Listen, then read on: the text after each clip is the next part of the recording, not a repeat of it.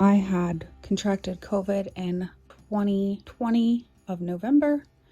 In the first year, I was diagnosed with dysautonomia, dysfunction of the autonomic nervous system, and having blood pressure drops when standing or walking.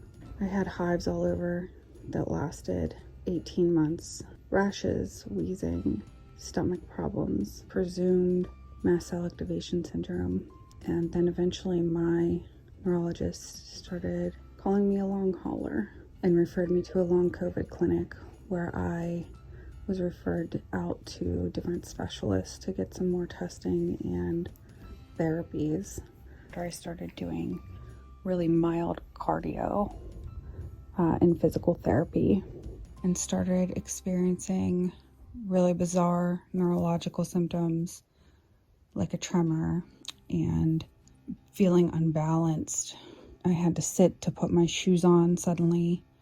Cups and bowls were flying out of my hands when I tried to do things in the kitchen. A lot of people don't have the same access to care that I had in the first year of illness. In that first year of illness, I saw so many doctors, a PCP, 2 rheumatologists, 2 allergists, 2 physical therapists, an endocrinologist, 2 neurologists, and probably more. And though I had the orthostatic hypotension diagnosis early in my journey, nobody had mentioned ME/CFS.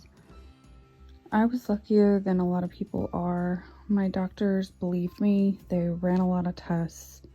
They truly wanted to help me, but they didn't learn about ME/CFS in medical school. Myalgic Encephalomyelitis. I may or may not be pronouncing that right. It's ME/CFS. Chronic fatigue syndrome is a name that was given to this illness after an outbreak in Lake Tahoe in 1984, the year I was born. So this illness has been around for a long time and had many different names. And even though it affects millions of people worldwide, it is typically undiagnosed. The people that have ME/CFS most severely are in their home and unable to attend doctor's appointments. For the majority of people, post-infectious triggered. Part of the criteria also points out the orthostatic intolerance. It has been associated with viral outbreaks throughout time. So imagine my surprise after spending so many hours doing so many tests and seeing so many doctors at why no one had mentioned this disease to me when we know that ME/CFS exists. So that is what motivates me to tell my story.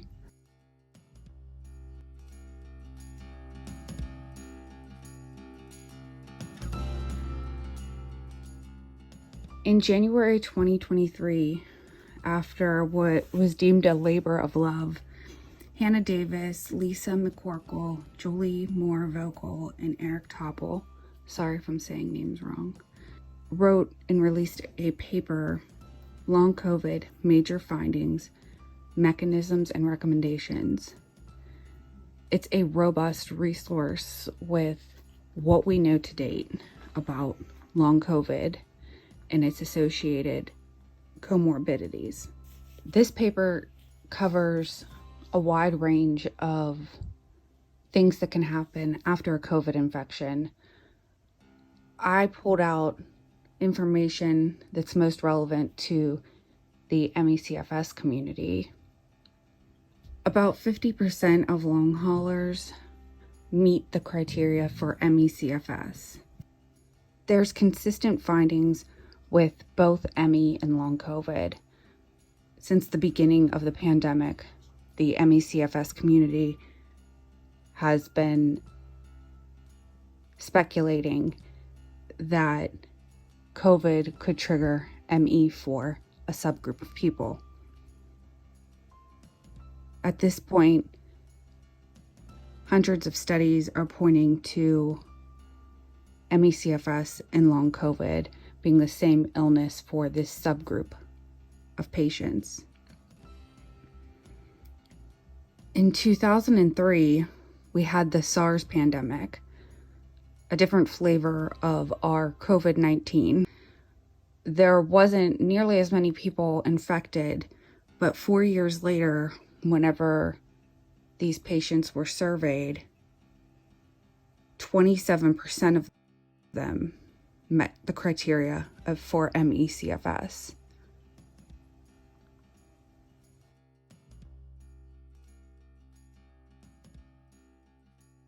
I decided to pull together some of the articles that are mentioned in the long COVID major findings paper, but I also pulled some studies that are old from ME/CFS.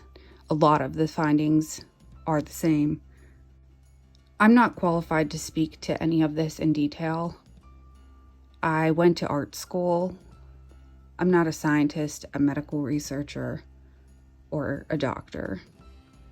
We know that people with long COVID and ME have immune system dysregulation.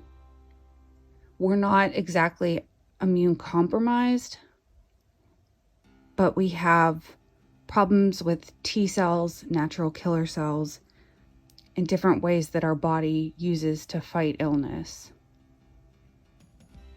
Some things are upregulated, some things are downregulated.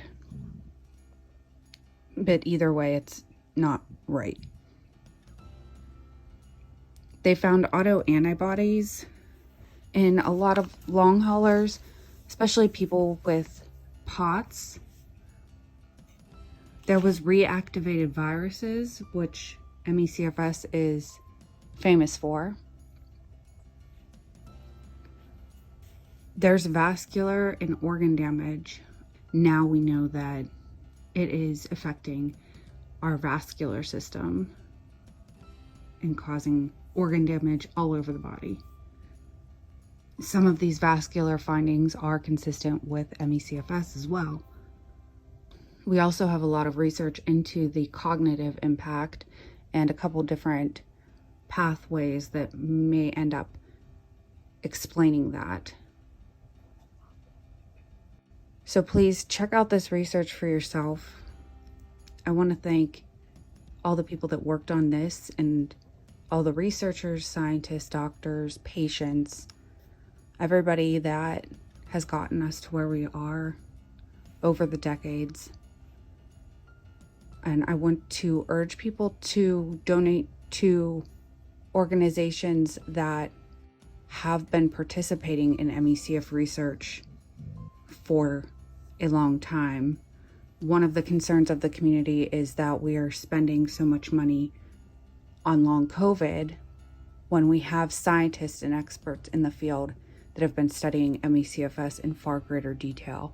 So this is hindering our progress with such a complicated disease.